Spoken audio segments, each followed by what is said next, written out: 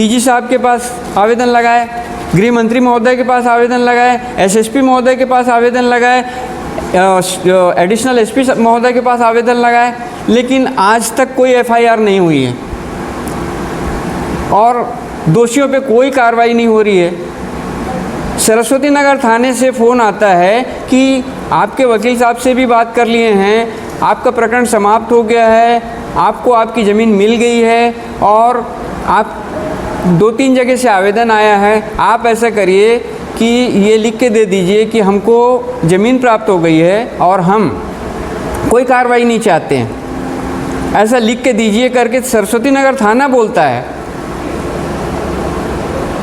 और इनके खिलाफ़ में एफआईआर चाहते हैं तो एफआईआर क्यों नहीं कर रहे हैं? इसलिए हमको आपके पास आना पड़ा कि दोषियों को जल्द से जल्द कार्रवाई, एफआईआर दर्ज करके कार्रवाई की जाए दोषियों पे। इसीलिए तो तहसील कार्यालय वाले सब पूरा उनका सहयोग करते थे, हमारा तो आवेदन भी नहीं लेते थे। और आज भी पुलिस विभाग में इस टाइप से बोल रहे हैं कि आप कंप्लेंट वापस ले लो, मतलब आप ये लिख के दे दो कि हमको कार्रवाई नहीं चाहिए। क्यों नहीं चाहिए? दोषियों पर कार्रवाई तो संविधान में लिखा हुआ है कि दोषियों पे कार्रवाई हो। लेकिन तहसील कार्यालय वाले भी आवेदन लेने से इनकार करते रहे, खास तौर से तहसीलदार महोदय। उस समय तहसीलदार मनीष देव साहू थे। आशिफ मेमन और उसके लोगों द्वारा ज़मीन के सामने की बाउंड्री वाल तोड़ दिया, अंदर के निर्माण तोड़ दिया, अंदर के पेड़ पौधों को तोड़ दिया, ज़मीन को समतल कर दिया और ज़मीन को समतल करने के पश्चात ज़मीन के कोने वाले हिस्से में गार्ड रूम नुमा निर्माण शुरू कर दिया। अचानक इनकी बाउंड्री में जो नाम लिखा हुआ था उसको मिटा करके और उस पर ब्लैक पेंट में करा दिया गया और साथ में वाइट कलर से लिखा दिया गया सौदाशुदा भूमि आशिफ मेमन और उसका मोबाइल नंबर, और उसके नीचे एक सफ़ेद लाइन खींच के रोहिणी कुमार पटेल और जो भी खसरा नंबर है वहाँ का वो खसरा नंबर ये लिखा दिया गया। बाद में पता चला कि सरस्वती नगर थाने ने डीजी साहब को और जो उच्च अधिकारी हैं उनको ये लिख के भेज दिया कि इस जांच में प्रार्थिया का अभाव है, प्रार्थी कोई है नहीं, इसलिए ये जांच पंजीबद्ध की जाती है, जबकि दोष सिद्ध हो चुका है। तो कोई बड़ी चीज़ नहीं है, राजनीतिक संरक्षण भी मिल सकता है और पैसा भी इन्होंने खर्चा किया है, इतना पैसा खर्चा किया है इन्होंने फ्रॉड जो रजिस्ट्री को मतलब नामांतरण कराने में। लेकिन चूंकि हम चाहते हैं कि दोषियों पे कार्रवाई हो और दोषियों पे कार्रवाई शुरू से नहीं हो रही है। मैं सुबोध गुप्ता, मैं द्वारका शर्मा जी से काफ़ी समय से जुड़ा हुआ था। द्वारका शर्मा जी प्रॉपर्टी का काम करते थे, मैं भी प्रॉपर्टी का काम करता हूँ। शर्मा जी की डेथ हुए करीब 2006 में हुई थी और वो चूँकि प्रॉपर्टी का काम करते थे इसलिए उन्होंने एक ज़मीन कोटा में ख़रीदे थे और उस ज़मीन का आधा हिस्सा अपने भाई को दे दिए थे। वो आज भी उनकी भाई बहू के नाम से है और आधी ज़मीन जो थी उसमें से कुछ हिस्सा पीछे का उन्होंने बेच दिए थे और बाकी ज़मीन उनकी बची हुई थी। चूँकि उनकी डेथ हो गई थी, नामांतरण नहीं हुआ था और उनके बच्चे छोटे थे, उनकी पत्नी को ये मालूम था कि ये ज़मीन हमारी है। उन्होंने बाउंड्री करवा लिए थे और बाउंड्री करा के साइड की गली में एक लोहे का दरवाज़ा लगा के उस पर ताला लगा के और सामने जो मुख्य मार्ग है उस पर वॉल पेंटिंग करवा दिए थे कि ये आवासीय उपयोग होती हेतु ये भूमि है, बेचना नहीं है। और मोबाइल नंबर, अपनी पुत्री का नाम और मोबाइल नंबर, और साथ में चूँकि मेरा उनके परिवार से बड़ा अच्छा संबंध रहा है तो एक गार्जियन की हैसियत से मेरा भी नाम उन्होंने डलवा दिया था कि आपका भी नाम भैया डाल देते हैं करके। तो मेरा नाम सुबोध गुप्ता और मोबाइल नंबर मेरा भी था। कभी कोई ऐसी स्थिति में मैं इनके सहयोग के लिए खड़ा रहता था। अचानक इनकी बाउंड्री में जो नाम लिखा हुआ था उसको मिटा करके और उस पर ब्लैक पेंट में करा दिया गया और साथ में वाइट कलर से लिखा दिया गया सौदाशुदा भूमि आशिफ मेमन और उसका मोबाइल नंबर, और उसके नीचे एक सफ़ेद लाइन खींच के रोहिणी कुमार पटेल और जो भी खसरा नंबर है वहाँ का वो खसरा नंबर ये लिखा दिया गया। तो ऐसी स्थिति में जानकारी लेने से पटवारी से जानकारी लेने से पता चला कि ये भूमि रोहिणी कुमार पटेल के नाम पे दर्ज हुई है अभी हाल फिलहाल में।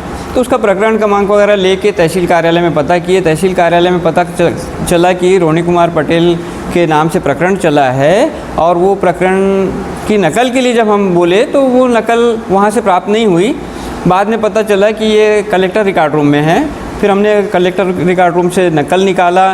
नकल निकालने के बाद पता चला कि इसमें जो बैनामा जो लगा है वो 25 साल पुराना बैनामा लगा हुआ है। वो भी बैनामा और मूल बैनामा नहीं था, वो रजिस्ट्री ऑफिस से जो सर्टिफाइड बैनामा निकाला जाता है वो बैनामा लगा हुआ था। तो डाउट हुआ, तो इसलिए हमने फिर रजिस्ट्री ऑफिस से संपर्क किया। रजिस्ट्री ऑफिस में बैनामा की नकल निकालने के लिए आवेदन लगाया।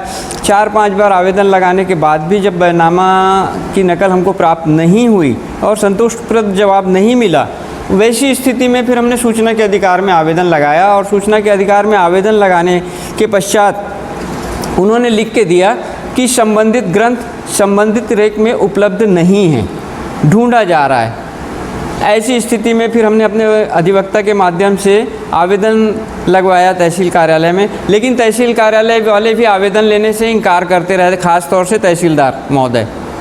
उस समय तहसीलदार मनीष देव साहू थे और वो आवेदन नहीं लेते थे। जब हमने गए, हमारे वकील साहब गए, आवेदन नहीं लेते थे, बोलते थे ये आदेश मेरा है, इसलिए आप मेरे से उच्च अधिकारी के पास जाके आवेदन लगाइए। जबकि उन्होंने रोहिणी कुमार पटेल के नाम पे जब नामांतरण हुआ था तो उस आदेश में ये लिखा था कि अगर किसी भी प्रकार की स्थिति आती है तो उस पर पुनरावलोकन किया जाएगा और पुनरावलोकन करने के पश्चात इस ज़मीन का नाम यथावत कर दिया जाएगा। जब वो नहीं ले रहे थे तो वैसी स्थिति में फिर हम उच्च अधिकारियों के पास जाके निवेदन किए और फिर उन्होंने उनके कहने से फिर तहसीलदार ने आवेदन लिया। आवेदन लेने के बाद फिर तब तक हमको भी रजिस्ट्री ऑफिस से जानकारी मिल गई थी कि ये जो बैनामा है ये रजिस्ट्री ऑफिस में पंजीबद्ध नहीं है।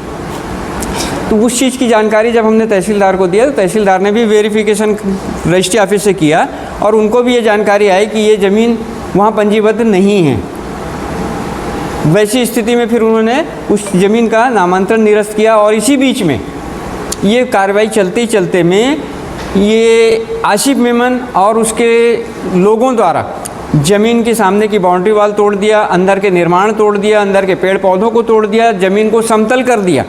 और ज़मीन को समतल करने के पश्चात ज़मीन के कोने वाले हिस्से में गार्ड रूम नुमा निर्माण शुरू कर दिया। तो उस पर हमने तहसीलदार के पास आवेदन लगाया, हमारे वकील साहब ने आवेदन लगाया कि साहब वहाँ पे निर्माण वगैरह चल रहा है, उसको यथावत रहने के लिए यथावत रखने के लिए एक स्थगन दिया जाए। उन्होंने जब स्थगन आदेश दिया तो उसकी एक कॉपी सरस्वती नगर थाने को भी भेजा था तहसीलदार ने और उनको भी भेजा गया। उसके बाद वो वहाँ का जो भी निर्माण हो रहा था, जितने लोग थे वो सारे लोग वो वहाँ से छोड़ के भाग गए और फिर वापस हमने अपना ज़मीन का कब्जा प्राप्त कर लिया। हमने वापस फिर बाउंड्री का सामने का हिस्सा बनवाया और प्रकरण बाद में समाप्त हुआ। लेकिन चूंकि हम चाहते हैं कि दोषियों पे कार्रवाई हो और दोषियों पे कार्रवाई शुरू से नहीं हो रही है, बीच में जो द्वारका शर्मा जी की पत्नी है मिथिला देवी, उनकी तबीयत भी यही सब भाग दौड़ में बहुत ख़राब हो गई थी, इसलिए भी हम लोगों ने उस समय विशेष रूप से ध्यान नहीं दे पाए थे। लेकिन इसी बीच में हमको सरस्वती नगर थाने से एक नोटिस आया कि आप बयान दो करके। तो उस बयान के लिए सरस्वती नगर थाने से जानकारी लिए कि किस संबंध में है बयान। तो पता चला कि ये कोटा स्थित ज़मीन के बारे में एक कोई शिकायत आई है। तो फिर पता चला कि कोई क्षीर सागर पटेल जी हैं, उनके साथ भी डॉक्टर रोहिणी कुमार पटेल ने कुछ फ्रॉड किया है और उस फ्रॉड में उन्होंने हमारी मैटर में जानकारी मिली थी उनको, तो उन्होंने जो भी कुछ जानकारी लिया और वो जानकारी ले कर के संबंधित अधिकारियों के पास पुलिस विभाग में शिकायत किए थे पटेल जी ने। तो उस संबंध में हमारे पास बयान के लिए आया था। तो हमने भाभी ने मतलब मिथिला देवी ने ये बयान में ये लिख के दिया था कि जो उनकी जानकारी में था, जो घटना हुई है, सारी जानकारी लिखते हुए उन्होंने लिखा था कि जांच में हम हमेशा सहयोग करेंगे और जो भी संबंधित जो भी दस्तावेज की ज़रूरत होगी मैं उपलब्ध कराऊंगी। लेकिन बाद में पता चला कि सरस्वती नगर थाने ने डीजी साहब को और जो उच्च अधिकारी हैं उनको ये लिख के भेज दिया कि इस जांच में प्रार्थिया का अभाव है, प्रार्थी कोई है नहीं, इसलिए ये जांच पंजीबद्ध की जाती है, जबकि दोष सिद्ध हो चुका है।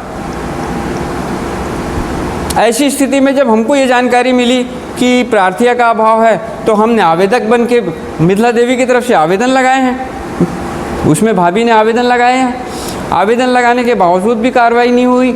हमने डीजी साहब के पास आवेदन लगाए, गृह मंत्री महोदय के पास आवेदन लगाए, एसएसपी महोदय के पास आवेदन लगाए, एडिशनल एसपी महोदय के पास आवेदन लगाए, लेकिन आज तक कोई एफआईआर नहीं हुई है और दोषियों पे कोई कार्रवाई नहीं हो रही है।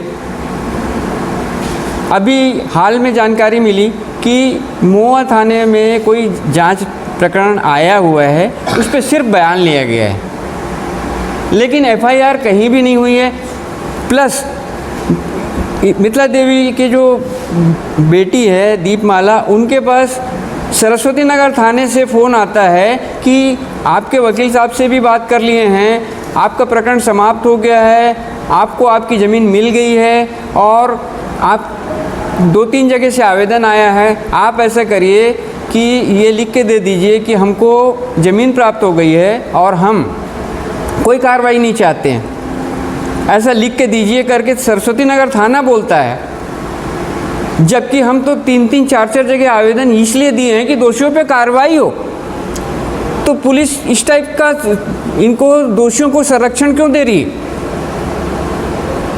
और इनके खिलाफ में एफआईआर चाहते हैं तो एफआईआर क्यों नहीं कर रहे हैं? इसलिए हमको आपके पास आना पड़ा कि दोषियों को जल्द से जल्द कार्रवाई, एफआईआर दर्ज करके कार्रवाई की जाए दोषियों पे।